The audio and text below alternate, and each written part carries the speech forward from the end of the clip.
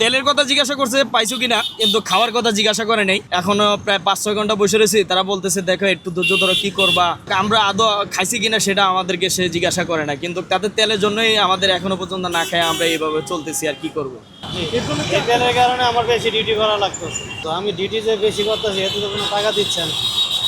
এইভাবে চললে তো সামনে পরিবারের অবস্থা আরো খারাপ হবে। কষ্ট করে দাঁড়াইলাম লাইনে।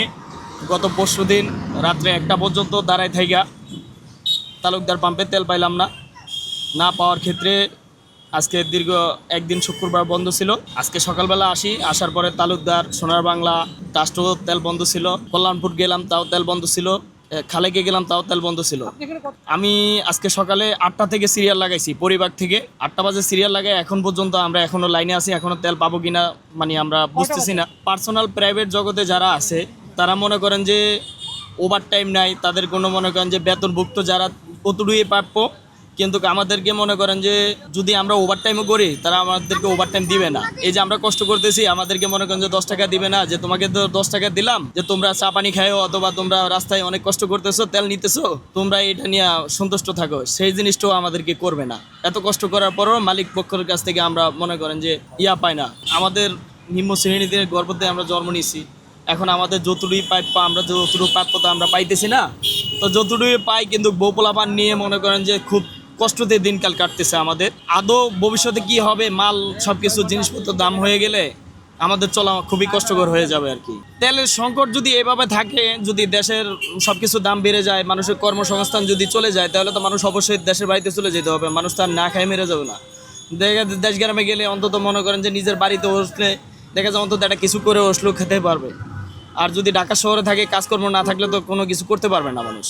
এখন এইভাবেই দেখেন, এই যে সকাল 8টা থেকে এখনো পর্যন্ত আমরা বসে রয়েছি 3 বেলা না খায়া। মনে করেন যে এখন পর্যন্ত এই আদৌ তেল নিয়ে যায় খাইতে পারবো কিনা তাও গ্যারান্টি নেই। কোন সময় তেল পাবো তার গ্যারান্টি নেই। কীভাবে গ্যারান্টি দেবো? এখনো পর্যন্ত পাম্পে ঢুকতে পারলাম না, পাম্পেরই চেহারা দেখি না। এখন তেলের কথা জিজ্ঞাসা করছে পাইছো কিনা, কিন্তু খাওয়ার কথা জিজ্ঞাসা করে নেই। কিন্তু ওনারা জিজ্ঞাসা করতেছে, বলতেছে যে স্যার এখনো গাড়ি 200-300 গাড়ি সামনে আছে, এখনো প্রায় 5-6 ঘন্টা বসে রয়েছি। তারা বলতেছে দেখো একটু ধৈর্য ধরো, কি করবা। কিন্তু আমরা আদৌ খাইছি কিনা সেটা আমাদেরকে সে জিজ্ঞাসা করে না, কিন্তু তাদের তেলের জন্যই আমাদের এখনো পর্যন্ত না খায় আমরা এইভাবে চলতেছি। আর কি করব।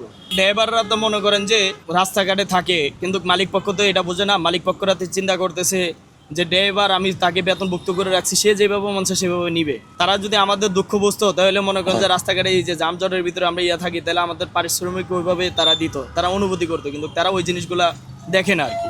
এই বললো এই জায়গাতে 3বার তেল নিতে আসি, ঠিক আছে। 3বারতে আজকে আর কি এত সময় লাগতেছে আমি ভাবতেও পারি না। যে 6 ঘন্টা অলরেডি হয়ে গেছে গা, ঠিক আছে।